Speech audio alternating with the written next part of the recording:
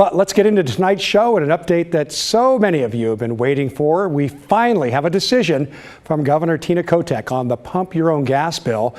So you can bet that's our big story tonight. Yeah, Oregonians have had gas station attendants to pump their gas for them for over 70 years. It started back in 1951, but soon that will change. Today, Governor Tina Kotek declined to veto the Pump Your Own Gas bill, or House Bill 2426, meaning that she will either sign it into law herself or allow the bill to become law without her signature, something that is allowed in the state constitution.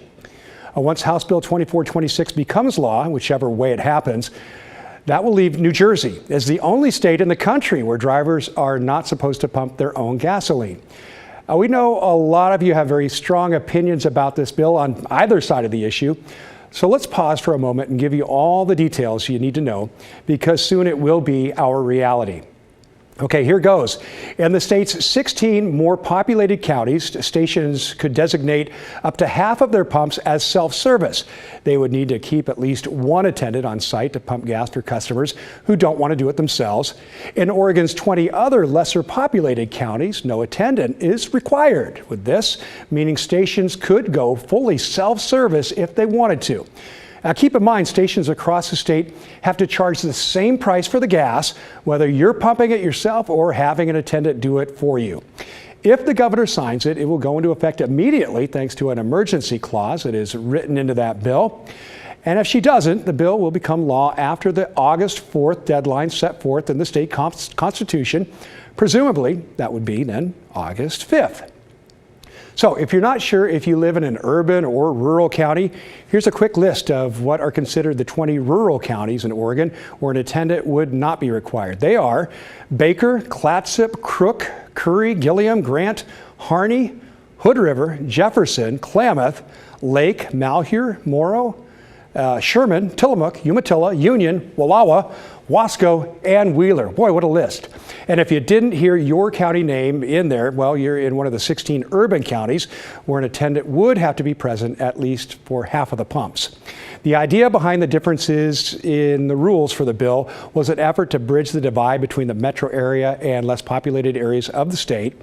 At least that's according to two of the bill's chief sponsors in the Senate, one Democrat and one Republican. We interviewed them back in March after the bill passed the House. Take a listen to what they said about working together on something like this.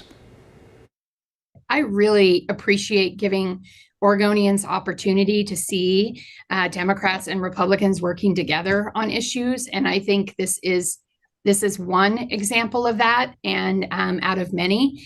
And I just appreciate hearing all different perspectives, and that we see the issue and we come together and try to find a solution for that. So I've enjoyed this. I think the bill really highlights that the rural-urban divide isn't always a negative thing, that sometimes it just means some extra consideration. I mean, the bill calls out 16 counties to do one thing and 20 counties to do another.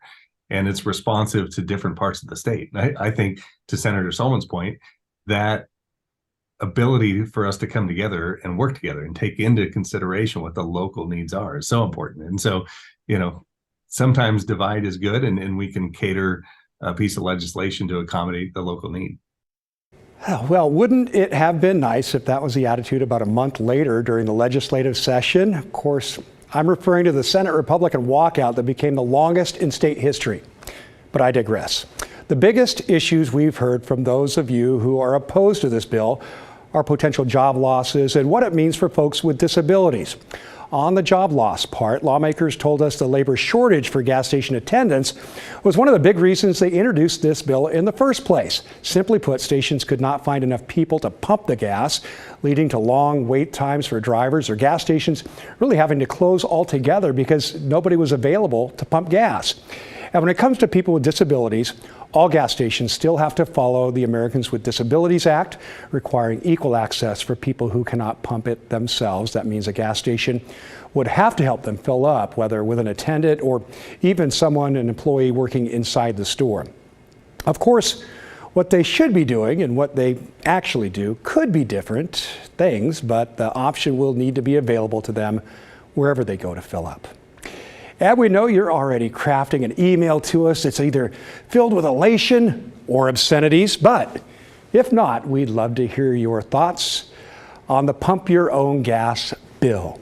Yes, we would, and it becoming law. Email the story at kgw.com or call and leave a voicemail, 503-226-5090. We would love to hear from you.